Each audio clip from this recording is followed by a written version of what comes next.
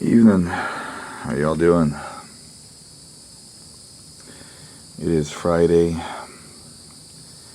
July 25th, 10 minutes to 8 p.m. as of recording this video. Knocked off the Wolfman beard a couple of days ago. It was getting out of hand, getting too long. Need to do the hair next. Maybe tonight, maybe tomorrow night. I don't know. We'll see. It's been a minute since I posted a video, and I apologize. Just life has been life. Been dealing with a lot of stuff, trying to keep things together. Been sick too. Not sure what with. It's been kind of odd. It's been kind of odd.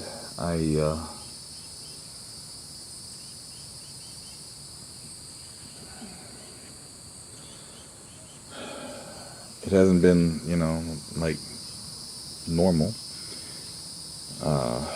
Had a pretty bad cough and congestion, getting a lot of gunk up, but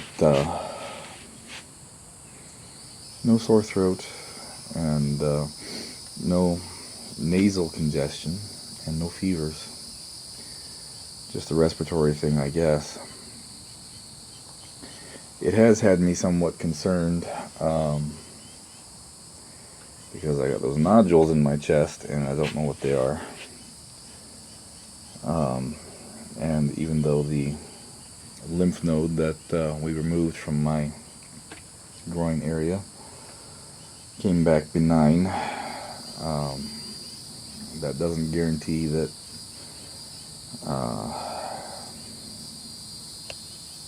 these ones that are in my lungs and in my chest are also benign. At least that's what the doc said. You would think that, if there's one inflamed, it would indicate, the rest of them that are inflamed, but not so. And because my insurance was canceled, I was not able to go and get the scan that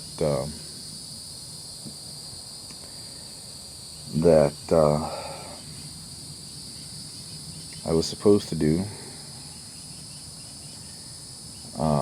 because while my copay was $334, and I'm so very grateful, some of y'all helped out with that. The total out of pocket would be almost $1,600 for that scan, which is wild to me. But that was not happening. That was not happening at all. So,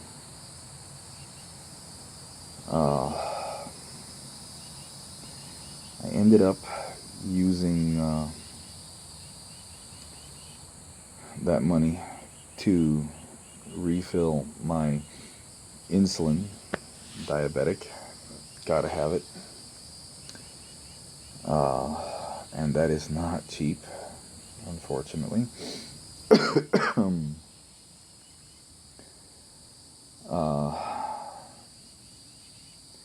And there's like a sliding scale program that I can do with my regular pharmacy, but I had to have my prescriptions, my insulin prescriptions, re-upped from the doc, and did not have time to do that. I also had prescriptions from the hospital for Walmart, and that's what I ended up doing.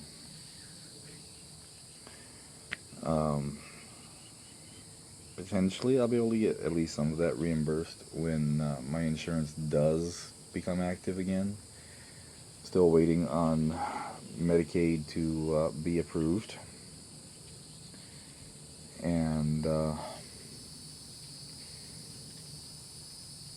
once that happens, then I can reapply for my Medicare. Probably won't be the same plan as what I had before. It would ideally be something different than United Healthcare, at least from the insurance aspect.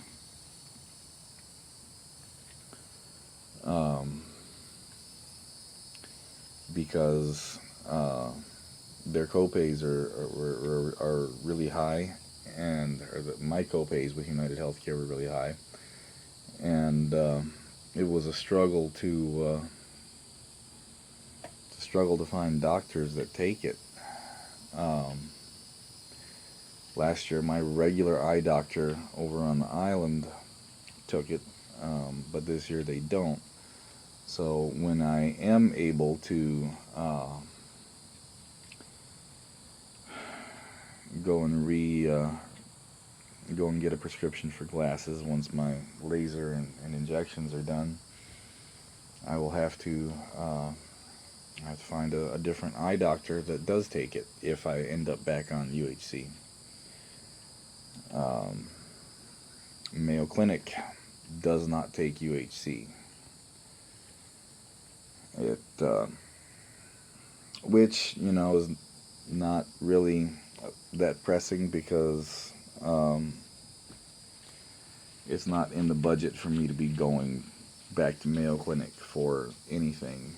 It's I want to say it's like between 35 and 40 miles one way to get to Mayo Clinic from my house, and that's almost a quarter of a tank in my folks' Jeep. That would be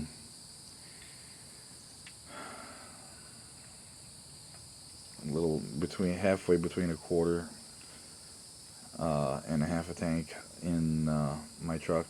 Leave me alone about math. I'm tired. I've had a day. Once I can drive again, so there's not much point in trying to get back to Mayo. It would be nice to be able to go when I can go again, whether I can, my 87 Jeep, when I get that done, or if that ends up needing a motor, I hopefully try to get something else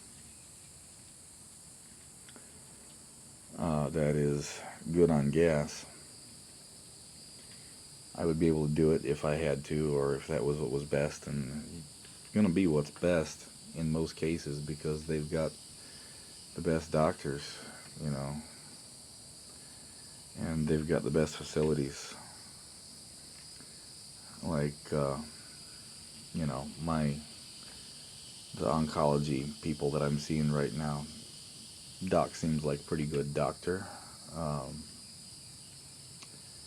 but their facilities are much smaller and much less involved. Same for their cardiology wing, So, I don't know. It'd be nice to be able to go back to Mayo, but even if they took it, like I said, I don't have the gas for it. Don't have the gas budget for it. It'll be a little bit more doable when I can drive and I've got my Jeep up and running, as long as that doesn't need a motor. It's going to be quite some time before I'm able to replace a motor. I don't know if it needs an engine. The only possible indicator that it may need an engine is when I had it running, here on the property. The oil pressure gauge was reading, extremely high. And there are several things that could be the cause of it. Factory gauges are dummy gauges. The only ones that you can really, count on is your speedometer and your fuel gauge, because they are mechanical. Um, but the oil pressure, your volt gauge, temp gauge. Temp gauge is mechanical if it's old enough, but they're all electric in that, and they're really simple and basic. They basically just give you an idea if things are off or if things are good, and there could be different causes for why it's reading such high oil pressure. What I hope the cause is the sending unit is bad, and that's nothing. I just that usually looks kind of like an acorn, but a little bit bigger than a walnut. It's about that big. It's metal, and it screws onto the side of the engine block, and then there's a little uh, node connector that goes on it. If the sending unit has gone bad, then it can either show no oil pressure or it can show maxed out oil pressure, depending on um, why the unit is bad, and what exactly failed. If that's the case, then just spend. I think I can get one for like $16 and replace that. And once I do that, if it shows normal oil pressure, then we're all well and good. There's a few other minor things that it could be more involved in replacing. It could be the gauge itself is bad. I would generally prefer to replace those gauges with mechanical gauges anyway, because they're much more accurate. Um, so that's something that I could do. But it could also be a serious internal issue with the engine, and an indicator that that engine is very close to needing to be rebuilt, or it's going to have a catastrophic failure.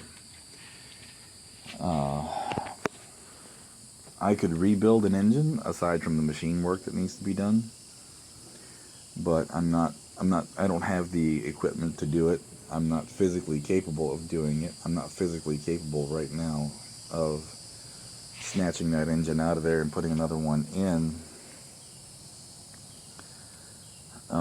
So if the engine in that Jeep is toast, I will have to, try to get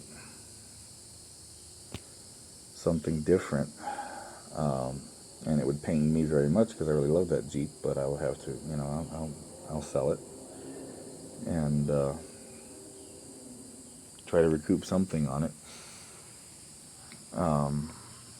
I'd mentioned before, somebody on Facebook shared to me a little 85 Ford Ranger, 2-3 hours away from me. That's like $2,400 and good running truck.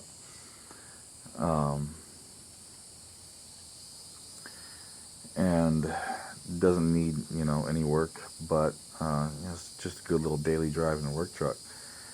And that would be good because I can work on that. I would not want to get into the territory of more complex EFI. Definitely would not want something front wheel drive.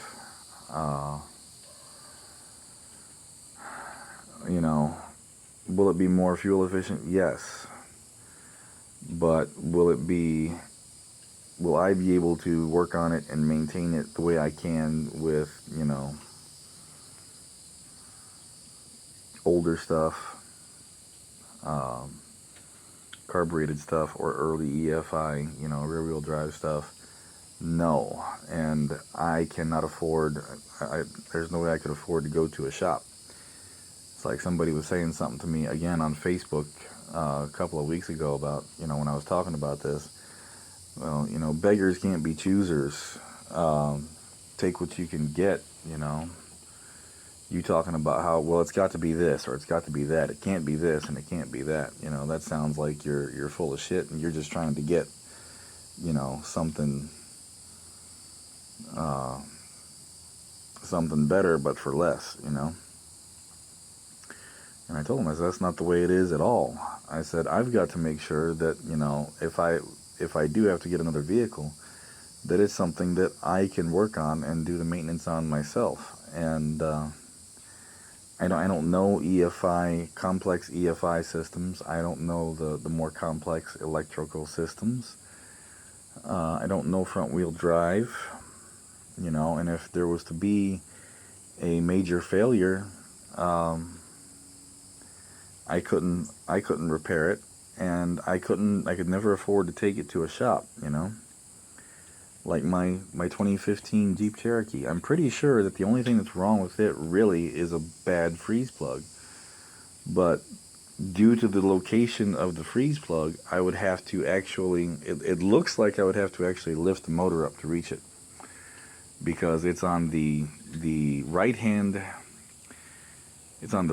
side of the motor, which is technically the back side of the motor because it's front wheel drive, so it's it's on the side of the engine that's up against the firewall. And I got up under it, and I can see the water, cascading down, but I cannot find where it's coming from, so it's not in a location that I can reach. And you've got to have a little room, to get tools in there and whatnot to replace a freeze plug. They're really simple to replace, and on like my truck, old Gracie here, I can replace all the freeze plugs in half an hour, 40 minutes, and the only one that's really hard to get to is the one that's inside the bell housing. Well, I think maybe one, maybe two underneath, on each side of the block, beneath the motor mounts. But again, with a rear-wheel drive engine, if I need to lift the engine up, all I have to do is unbolt the motor mounts and disconnect the drive shaft and loosen the transmission mount, and then I can put a chain on the motor and lift it up, 4 or 5 inches, to where I can get in there with tools and change these plugs. I don't even know how to begin to do that with a front-wheel drive. I've never tried. And I'm not physically capable of doing that anymore. I hope to get back to a point where I can, but right now I can't. So why would I?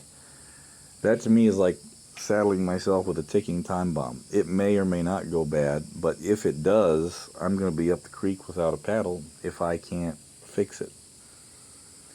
So it's got to be something that I can work on. It's got to be something that I can fix without having to take to a shop. I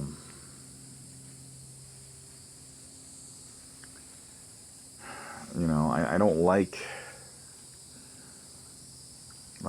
GM, but even if it was like a early 80s S10, I would absolutely hate driving a Chevy. But if I could work on it, I would take that. But my preference would be for like a Renix era Cherokee or early to mid 80s Ranger, something like that. Because those I know are bulletproof when well maintained, unlike most GM products. Sorry, not sorry to those of you that prefer GM. Everything breaks down. Everything will break and go bad if you don't take care of it. And if you do take care of it, it'll always last longer. It's just my experience and the experience of the mechanics that taught me some of those, that taught me what I learned that I did not learn on YouTube. That GMs are more prone to failure even when well taken care of.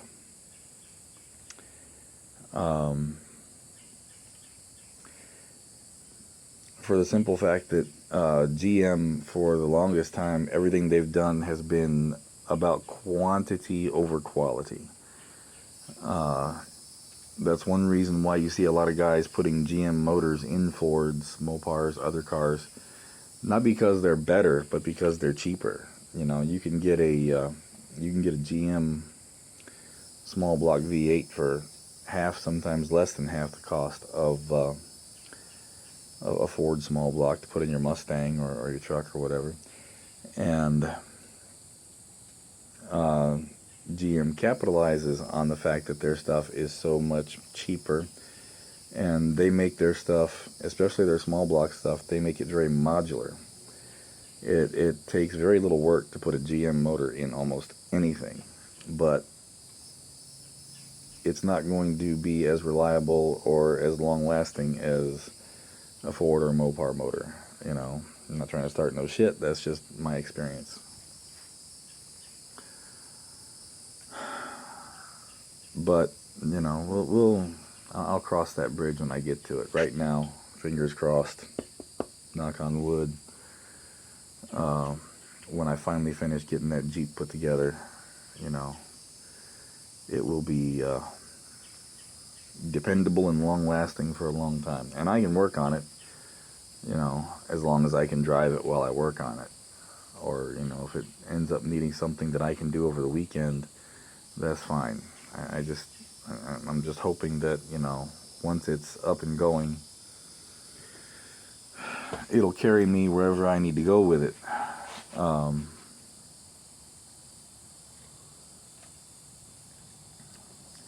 I had posted my other 81 F250. I'll have to take y'all out there and show it to you. Well, hell, I can do that right now. I've only got a couple of minutes left on my counter, but be something different than just me sitting here talking, right? You at least get to look at something prettier than my block head. Even though it's not as pretty as I would like it to be. It's got a really pretty paint job, but it needs to be repainted. And it's like I said before, it's basically the exact same thing as Gracie. It's just, it's a higher model in the echelon, so it's got a little more, it's got a few more bells and whistles for 81. Two-tone paint job, and it's a 8-foot bed, whereas Gracie's 7-foot.